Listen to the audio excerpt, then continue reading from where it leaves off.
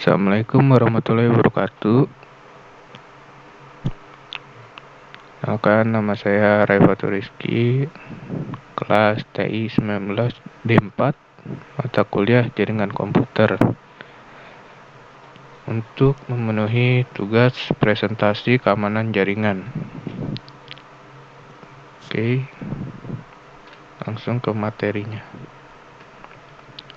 Keamanan jaringan saat ini menjadi isu yang sangat penting dan terus berkembang. Beberapa kasus menyangkut keamanan sistem saat ini menjadi suatu garapan yang membutuhkan biaya penanganan dan proteksi yang sedemikian besar. Sistem-sistem vital seperti sistem pertahanan, sistem perbankan, dan sistem-sistem setingkat itu membutuhkan tingkat keamanan yang sedemikian tinggi. Hal ini lebih disebabkan karena kemajuan bidang jaringan komputer dengan konsep open sistemnya sehingga siapapun, dimanapun dan kapanpun mempunyai kesempatan untuk mengakses kawasan-kawasan vital tersebut.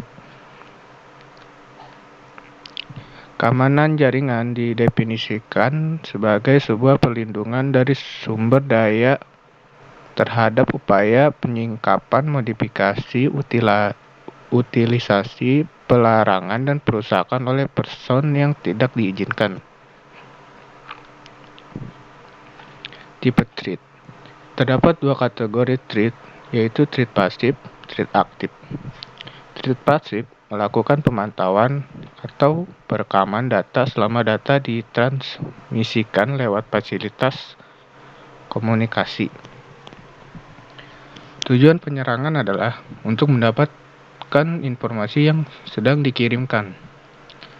Threat aktif merupakan pengguna gelap atau peralatan terhubung fasilitas komunikasi untuk mengubah transmisi data atau mengubah isyarat kendali atau memunculkan data atau isyarat kendali palsu.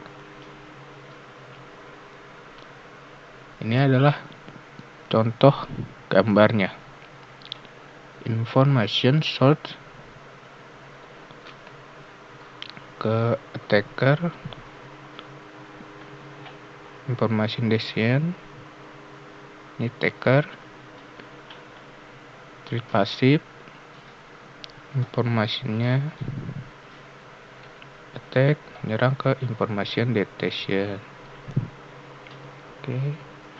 Nah, internet threat level. Celah-celah keamanan sistem internet dapat disusun dalam skala klasifikasi. Skala klasifikasi ini disebut dengan istilah skala internet threat level atau skala ITL. Ancaman terendah digolongkan dalam ITL kelas 0, sedangkan ancaman tertinggi digolongkan dalam ITL kelas 9. Tabel berikut menjelaskan masing-masing kelas ITL. Kebanyakan permasalahan keamanan dapat diklasifikasikan ke dalam tiga kategori utama, tergantung pada kerumitan perilaku ancaman kepada sistem sasaran, yaitu ancaman-ancaman lokal, ancaman-ancaman remote, ancaman-ancaman dari lintas firewall.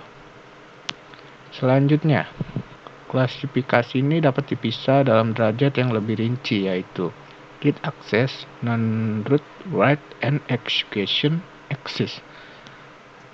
Dan terakhir root write and execution access. Lanjut. Nah, ada kelas dan penjelasan. Nah, kelas 0, denial of service attack, user are unable to access file or program.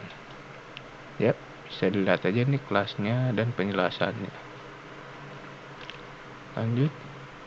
Seberapa besar tingkat ancaman dapat diukur dengan melihat beberapa faktor, antara lain kegunaan sistem, kerahasiaan data dalam sistem, tingkat kepentingan dari integritas data, kepentingan untuk menjaga akses yang tidak boleh terputus, profil pengguna, dan hubungan antara sistem dengan sistem yang lain. Nah, kita pakai kriptografi. Setiap orang bahwa ketika dikehendaki untuk menyimpan sesuatu secara pribadi, maka kita harus menyembunyikan agar orang lain tidak tahu. Sebagai misal, ketika kita mengirim surat kepada seseorang, maka kita membungkus surat tersebut dengan amplop agar tidak terbaca oleh orang lain. Untuk menambah kerahasiaan surat tersebut agar tetap tidak secara mudah dibaca orang apabila amplop dibuka, maka kita mengupayakan untuk membuat mekanisme tertentu agar isi surat tidak secara mudah dipahami. Nah, cara untuk membuat pesan tidak mudah terbaca adalah enkripsi. Dalam hal ini, terdapat 3 kategori enkripsi antara lain. Kunci enkripsi rahasia. Dalam hal ini, terdapat sebuah kunci yang digunakan untuk mengenkripsi dan juga sekaligus mendekripsi informasi.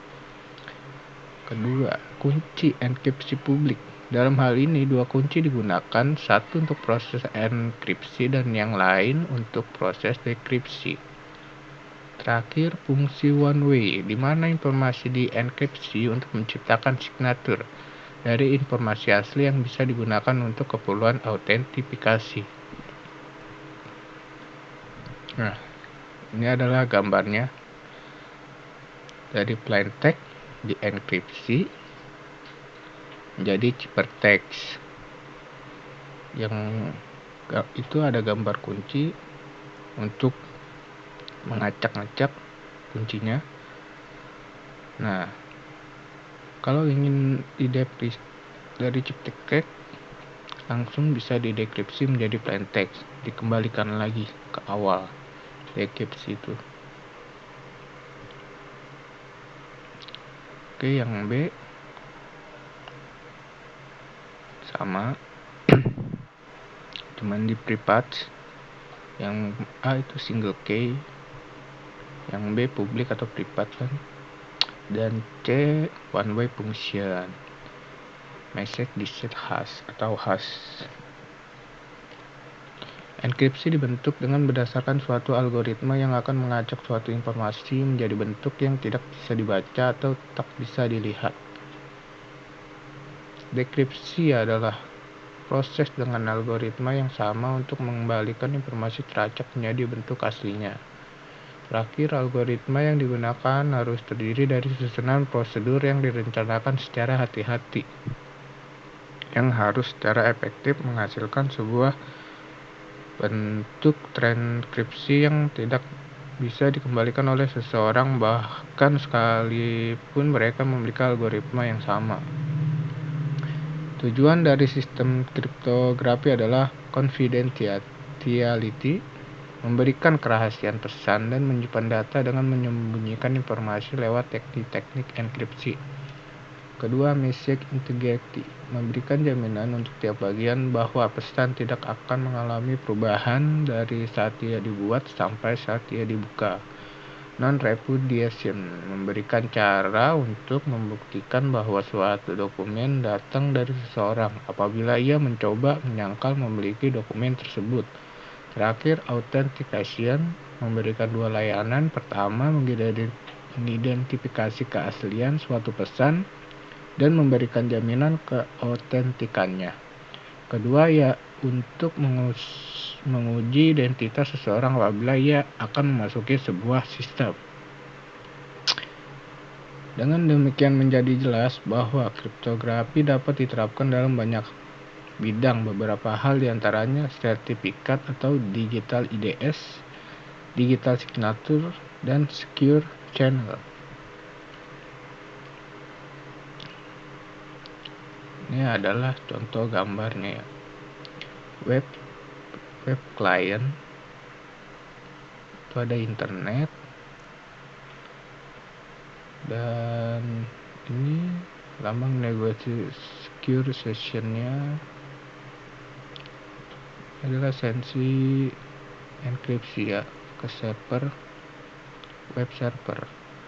Yang B internal network main office, ini privat, ini enkripsi traffic.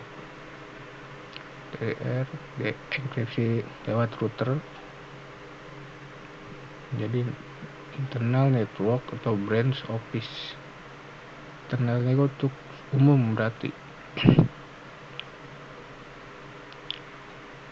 Oke, lanjut. Nah, contoh kriptografi. Digital signature. 1. Watermark dapat dianggap sebagai sidik digital atau digital signature atau stempel digital atau fingerprint dari pemilik yang sah atas produk multimedia tersebut. Kedua, pemberian signature dapat dengan teknik watermarking ini dilakukan sedemikian sehingga informasi yang disisipkan tidak merusak data digital yang dilindungi. Sejarah watermarking. 1. Abad 13, pabrik kertas di Fabriano, Italia membuat kertas yang diberi watermark dengan cara menekan bentuk cetakan gambar pada kertas yang baru setengah jadi. Ketika kertas dikeringkan, terbentuklah suatu kertas yang berwatermark. Kertas ini biasa digunakan oleh seniman atau sastrawan untuk menulis karya seni. Kertas yang sudah dibubuhi tanda air dijadikan identifikasi bahwa karya seni di atasnya adalah milik mereka. Penyisipan watermark atau embedding. Produk digital, kunci, watermark, produk digital berwatermark di encoding. Verifikasi watermark. Nah, di decoding yang terekstraksi menjadi pembandingan watermark asli, maksudnya keputusan. Watermark umumnya data audio atau gambar. Watermark berupa teks mengandung kelemahan karena kesalahan 1 bit akan menghasilkan hasil teks yang berbeda pada waktu verifikasi atau ekstraksi. Kegunaan watermark. 1. Memberi label kepemilikan atau ownership pada karya digital. 2. Melindungi isi karya digital atau copyright. 3. Memeriksa integritas isi karya digital atau tamper-proofing. Data authentication. 4. User authentication atau fingerprinting, mengotentikasi pengguna spesifik, contoh distribusi DVD. 5. Aplikasi medis. Foto sinar X diberi watermark berupa ID pasien atau memudahkan identifikasi pasien. 6. Covert communication. Untuk sistem komunikasi di negara-negara di mana kriptografi tidak dibolehkan. Dan yang terakhir, privacy protection untuk mencegah penggandaan yang tidak berizin. Jenis-jenis watermarking. Image watermarking, video watermarking, audio watermarking, dan text watermarking. Ini masih jenis-jenisnya. Blind watermarking. Proses verifikasi watermark tidak membutuhkan media asal atau yang belum diberi watermark. Non-blind watermarking. Proses verifikasi watermark membutuhkan media asal. Fragile watermarking. Tujuan untuk menjaga integritas atau keerosi nilai data. Robust watermarking. Tujuan untuk menyisipkan informasi kepemilikan. Nah, atau juga khusus pada citra.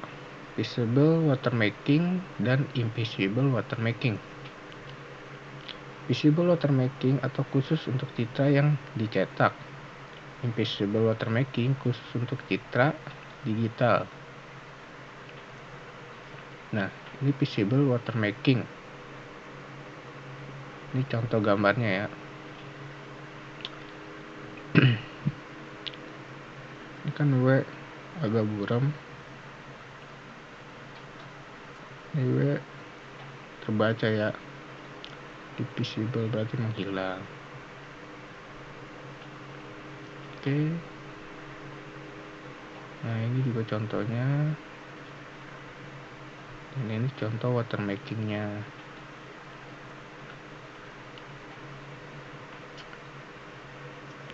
Ini invisible, contoh gambar invisible-nya. Oke, saat ini Microsoft sedang meneliti untuk mengembangkan sistem watermarking untuk audio digital yang akan dimasukkan ke dalam media player Windows. Data seperti informasi lisensi disisipkan ke dalam musik, lagu. Media player tidak akan memainkan file audio yang memuat watermark yang salah. Oke, sekian dari saya untuk presentasi ini. Mungkin masih ada yang salah, tolong diluruskan. Ya, sekian dari saya. Wassalamualaikum warahmatullahi wabarakatuh.